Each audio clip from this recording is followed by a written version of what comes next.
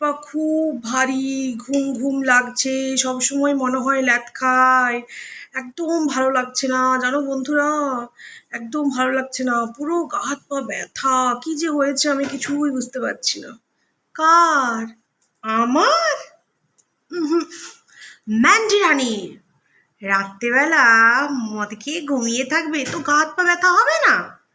লাল জল। রাত্রিবেলা লাল জল খাবে তো গা হাত পা ব্যথা হবে না? লাল জল খেয়ে তুমি এসিতে ঘুমাবে, সকালবেলা ঘুম থেকে উঠলে তোমার গা হাত পা ব্যথা হবে, মাথা ঝিমঝিম, গা ম্যাদ ম্যাদ, কাজ করার কোনো এনার্জি থাকবে না, খাওয়ার এনার্জি থাকবে না, কোনো কাজের এনার্জি থাকবে না। আশ্রমে তো খাবার রেডি থাকে ম্যান্ডি, তাহলে তোমার রান্না করার কি দরকার? তোমার এত টেনশন করার কি দরকার? বাচ্চাটাকে তো অনাথ আশ্রমে দিয়ে দিয়েছো, মানে ম্যান্ডির শাশুড়ি মার কাছে দিয়ে দিয়েছে বাচ্চাটাকে।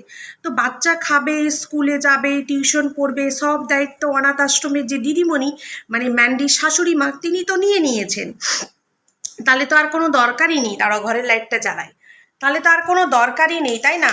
ও রান্না করুক বা রান্না না করুক, তো ওর সুন্দর সংসার চলে যাবে, ওর কোনো অসুবিধে নেই। তো বন্ধুরা, যেটা ব্যাপার হচ্ছে সেটা হচ্ছে এইসব কিছু না, হয়ে গেছে 8-9 মাস হয়ে গেছে। ম্যান্ডির এবার চাই গরম বিছানা, নরম মানুষ। তো স্যান্ডি দাদা আমাদের বিছানা তো গরম করতে পারছে না, আর মানুষটাও নরম নেই, ঠিক আছে? মানুষটা ভীষণ এজ হয়ে গেছে, তো হার্ড হয়ে গেছে, মানে দুঃখে কষ্টে যন্ত্রণায় মানুষটা একবারে শক্ত হয়ে গেছে, ঠিক আছে? তো সেই জন্য তার মধ্যে সে এতটাই দুঃখ পেয়েছে বা এতটাই যন্ত্রণা পেয়েছে, তার মধ্যে ফিলিংসটা একটু খুব কম কাজ করে। সেটা যে কোনো ছেলের ক্ষেত্রেই হবে। সে যদি জানতে পারে তার বউ, হ্যাঁ, 8-10 জনের সাথে বিছানা শেয়ার করেছে, তাহলে তার তো মনের অবস্থা খারাপ হবেই। তো সেই জন্য আমাদের স্যান্ডি দাদাবাবু কিছুই করতে পারে না, মানে কোনো কিছুই অ্যাক্টিভিটি ঠিকঠাক করতে পারছে না। তো সেই জন্য ম্যান্ডির খুব রাগ, আর দুজনের মধ্যে বন্ধুরা খুবই অশান্তি চলছে। সেই জন্যই ম্যান্ডি বাকি সময়টা কাটিয়ে দিচ্ছে বাবার বাড়িতে। যেহেতু এখন ঘুরতে যাবে, সেহেতু এ বাড়িতে আসছে, মানে এ বাড়ি ও বাড়ি করছে। ও চাইছে একটু একাকিত্ব, আবার ওর জীবনে চায় একাকিত্ব, একটু একা থাকবো, একটু নিজের মতো করে সময় কাটাবো, একটু স্যাড সং শুনবো, হ্যাঁ, তার মধ্যে একটু ভাইকে কল করব। তো এই রকম চলছে কিন্তু ওর জীবনে। আবার কিন্তু নতুন গল্পের সূচনা হতে চলেছে বন্ধুরা, তোমরা খুব শীঘ্রই জানতে পারবে। তোমরা আমার কথা মিলিয়ে নিও, কেন কি, মানে একটা কথায় আছে, ইনসান কা নেচার আর সিগনেচার কভি নেই বদলতা, ঠিক আছে? তো বন্ধুরা, যেটা হচ্ছে, অন ক্যামেরাতে যতই দেখাক শ্বশুরবাড়ি এলো, খাওয়া দাওয়া করলো, কিন্তু অফ ক্যামেরায় যেটা হচ্ছে, আমরা যারা নিত্য দিন ওদের ভিডিও দেখি, দুজনের ভিডিও ফলো করি, আমরা কিন্তু বুঝতে পারছি যে ব্যাপারটা কিন্তু খুব একটা ঠিক হচ্ছে না। নাহলে তোমরাই বলো যে সবাই চলে এলো, মেয়ে চলে গেল, ওর বর চলে এলো, কিন্তু ও ওখানেই রয়ে গেল কেন? না, ওকে বাসনপত্র মাজতে হবে, ওকে ঘর গোছাতে হবে, তারপর আসতে হবে। তোমাদের মনে হয় ম্যান্ডি রানী এতটাই পরিষ্কার পরিচ্ছন্ন বা সংসার করার মতো মেয়ে যে সে বাসনপত্র মেজে ঘর পরিষ্কার করে না করে ও ওখান থেকে বেরোবে না? যেখানে দিনের পর দিন ও রান্নাঘর নোংরা হয়ে পড়ে থাকে, বাসন বেলা 1টা 2টো পর্যন্ত নোংরা হয়ে পড়ে থাকে, যতক্ষণ না কাজের দিদি আসে ততক্ষণ ও রান্নাঘরে ঢোকে না, ঠিক আছে? মানে একদম কুড়েমির জম ম্যান্ডি, ঠিক আছে? কুড়েমির জম। শাশুড়ি সেইখানে কন্টেন্ট দরকার, ভিডিও করতে হবে, 2-1 দিন রান্না করে খাইছে, আর তারপরে বেশিরভাগ দিন আজ এই পুজো কাল সেই পুজো শাশুড়ি মাই রান্না করে। আর সব থেকে বড় কথা বন্ধুরা, শাশুড়ি শ্বশুরের তো মনটা জিততে হবে। তো সেই জন্য কিছুদিন তাদেরকে রান্না করে খাইয়েছে, টাকা পয়সা দিচ্ছে, সংসারের সমস্ত খরচ চালাচ্ছে।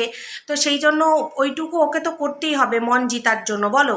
নাহলে ওর কে আছে, কোথায় ঠাঁই পাবে? এরকম বড় বড় কাণ্ড করে সোশ্যাল মিডিয়ায়, মানে পুরো বিশ্ব ভারতকে, পশ্চিমবাংলায় প্রত্যেকটা ঘরে ঘরে ম্যান্ডিকে চিনে গেছে, ম্যান্ডির এই পরকীয়ার পর থেকে। তারপরেও সেই শ্বশুর শাশুড়ি বুকে জড়িয়ে ধরেছে, মেয়ের মতো ভালোবাসা দিচ্ছে, তাহলে ওকে তো কিছু একটা করতে হবে, তাই না বন্ধুরা?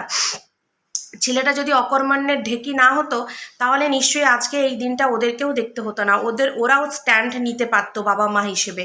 কিন্তু যেহেতু ছেলেটা তো অকর্মণ্যের ঢেকি, তো সেই জন্য বাবা মাও স্ট্যান্ড নিতে পারছে না, জানছে বউয়ের টাকায় আমার ছেলের সমস্ত শখ পূরণ হচ্ছে, তাহলে বউটা যাই করুক টাকা তো আছে বস। হ্যাঁ, একটা কথাই আছে না, বাপ বড়া না ভাইয়া সবসে বড়া রুপাইয়া। তো এখন টাকাটাই হচ্ছে সব থেকে মানুষের জীবনে ইম্পর্টেন্ট পার্ট হয়ে গেছে। তো একটা কথা যেটা বলছিলাম সেটা হচ্ছে, ম্যান্ডি বলছে এবার তো আমরা মন্দারমণি ঘুরতে যাব, অনেক টাকা পয়সা গাড়ি করে যাব না গো, জানো তো অনেক টাকা খরচা হয়ে গেছে। এই কুচবিহার থেকে ঘুরে এলেও 20,000 টাকা করে খরচা হয়েছে বন্ধুরা। কিন্তু তোমরা তোমরা যারা মিট আপ করতে গেছিলে তোমাদেরকে না মানে সামনে যদি পেয়ে যায় না আমি খুব বকা দেবো, খুব। 20,000 টাকা খরচা করে গাড়ি ভাড়া করে গেল, আর তোমরা তাকে 10,000 টাকার গিফটও দিলে না বন্ধুরা। হুম, ওই 30 টাকার কানের আর 100 টাকার নাইটি দিয়ে তোমরা ছেড়ে দিয়েছো। গুণাগুন্তি মনে হয় ও 1,000 টাকার গিফট পেয়েছে, বাকি 19,000 টাকা কে দেবে? হ্যাঁ, বাকি 19,000 টাকা কে দেবে? ও দিয়েছে তো, পাবলিক দিয়েছে তো। 19,000 টাকার মধ্যে 10,000 টাকা তো পাবলিক দিয়েইছে। ভিডিওগুলো যে ছেড়েছিল লাখের উপরে ভিউজ গেছে। তাহলে পাবলিক তো দিয়েছে, 9,000 টাকা দেয়নি, ওইটা ও ম্যানেজ করে নেবে, ঠিক আছে। এইরকম ঝিমঝিম মাথা ব্যথা খালি উল্টোপাল্টা কমেন্ট পড়বে, হ্যাঁ সেই কমেন্ট ধরে আবার ভিডিও করবে। আর এরকম ন্যাকামি করলে পাবলিক ওকে কমেন্ট করে যাবে, তোমার কি বেবি হবে নাকি, তুমি লাল জল খাচ্ছ কেন, তোমার কি ভাইয়ের কথা মনে পড়ছে। আর ও তো এগুলোই চায় যে সেদিকে আমার রিনা বোন সব ভিউজ টেনে নিচ্ছে, সব গপা গপ ছেলের কাস্টিটি কাস্টিটি করে করে খেয়ে নিচ্ছে, আর সব ভিউজ আমার ডামার ডোল হয়ে যাচ্ছে। তো সেই জন্য ও এখন একটু ন্যাকামি করবে। তো বলি ও ম্যান্ডি ম্যান্ডি লাল জলটা একটু কম খাও, মেয়েটা বড় হচ্ছে, মেয়ের ভবিষ্যৎ আছে তো। ফেসবুকে দেখেছ 10 মাসের না 11 মাসের একটা বাচ্চাকে ছেড়ে বয়ফ্রেন্ডের সাথে ঘুরতে চলে গেছিল ঘরবন্দি করে, তাকে বিদেশের সরকার কি শাস্তি দিয়েছে। এফবিতে দেখছো তো ভিডিওগুলো, তুমি তো দিনরাত নেট ঘাটো। ঠিক সেই রকম তুমি যদি তোমার সন্তানের উপরে অত্যাচার করো, আমাদের পশ্চিমবঙ্গ সরকারের উচিত তোমাকে এরকমভাবে শাস্তি দেওয়া, বুঝেছো। তুমি শাস্তি পাওয়ার যোগ্য একটা মা, তুমিও কম না। মনে পড়ে যখন ভাইয়ের সাথে সম্পর্ক ছিল, যখন সম্পর্ক ঠিক ভাঙার মুহূর্তে ভাইয়ের সাথে রাত্রিবেলা 12টা 1টার সময় কথা বলতে যেতে, রাতের অন্ধকারে, যাতে কেউ না দেখতে পায় কেউ না জানতে পায়, স্যান্ডিকে নিয়ে তোমার মেয়ে হাউ হাউ করে বিছানায় কেঁদেছে, হাউ হাউ করে কেঁদেছে, তোমার বাবাকে ফোন করে বলেছে দাদু আমাকে নিয়ে যাও, দাদু আমাকে নিয়ে যাও, ভালো লাগছে না। তো তুমিও মানে একদম খারাপ একটা মা, তুমি একদম খারাপ পাজি একটা মা, তোমাকেও এরকম ধরনের শাস্তি দেওয়া উচিত। তো বন্ধুরা আমার বর রাগারাগি করছে, ভিডিওটা এখানেই শেষ করলাম, কেমন লাগলো অবশ্যই জানিও। সবাই ভালো থেকো, সুস্থ থেকো, দেখা হচ্ছে নতুন একটি ভিডিওতে, দরকার হলে আজকে সন্ধ্যাবেলা লাইফে আসবো। Tata, love you.